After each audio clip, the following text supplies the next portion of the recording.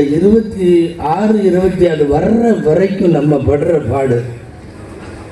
பக்கத்தில் உள்ளவங்க கஞ்சி பார்ப்பாரு, இந்த பக்கம் உள்ள கஞ்சி பார்ப்பாரு. அப்புறம் கடைசியில் இந்த வடையெல்லாம் இருக்குங்களா, ஏதாவது ஒரு வேலையை செய்யலாம், அந்த ஈமான் இழுக்கும். இந்த வடையெல்லாம் பிச்சு உள்ளே போடுவார். பூரா வடையும் சில பேர் பார்த்தீங்கன்னா கஞ்சி கூட்டுற மாதிரியே இருக்காது, பூரா மேலே வடையெல்லாம் போட்டு முடிச்சிடுவார். அதுக்கப்புறமும் கடியார்கிட்ட பார்த்தா இன்னும் டைம் இருக்கும், என்ன பண்ணுறதுன்னே தெரியாது. அப்புறம் கடைசியில் ஒரு வழியாக வாங்கிட்டு வந்திருக்கிற பஜ்ஜி கஞ்சிக்குள்ளே போயிடுச்சு, வடை கஞ்சிக்குள்ளே போயிடுச்சு, எல்லாம் போயிடுச்சு. இந்த 1, 2, 3 மாதிரி தான் சொன்னா முடிச்சது. அப்படி ரெடியாக உட்காந்துருப்பார். 22 நம்மளால சில பேர் பணத்தையும் பிச்சு உள்ள போட்டுருவாங்க. அது கொஞ்ச நேரத்துக்கு முன்னாடி கஞ்சியா வந்தது, இப்ப பஞ்சாமிரதமா மாறிடும். ஏங்க வாழைப்பழம், வடை, போண்டா எல்லாம் உள்ளுக்குள்ள.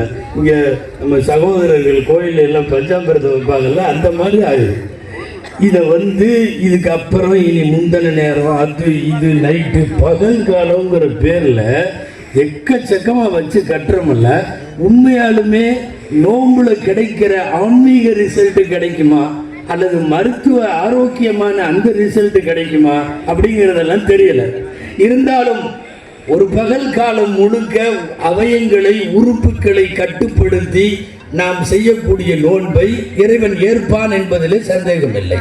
இந்த நோன்பு உடலுக்கு இந்த மற்ற காலத்துல கொஞ்சம் அப்படி இப்படி இருக்கிறவங்க எல்லாம் கூட இந்த ஒரு மாசம் கரெக்டா இருப்பாங்க. ரம்ஜான் மாசம் இதெல்லாம் பண்ண மாட்டேன் நிறைய சொல்லுவாங்க. ரம்ஜான் நான் சகோதர சமுதாயத்தவர்களுக்கெல்லாம் புரியுறதுக்கு சொல்றேன். ரம்ஜான் அப்படிங்கிற அரபி வார்த்தைக்கு நீங்க அரபி டிக்ஷனரி எடுத்து பார்த்தீங்கன்னா கரிக்கிறதுன்னு அர்த்தம்.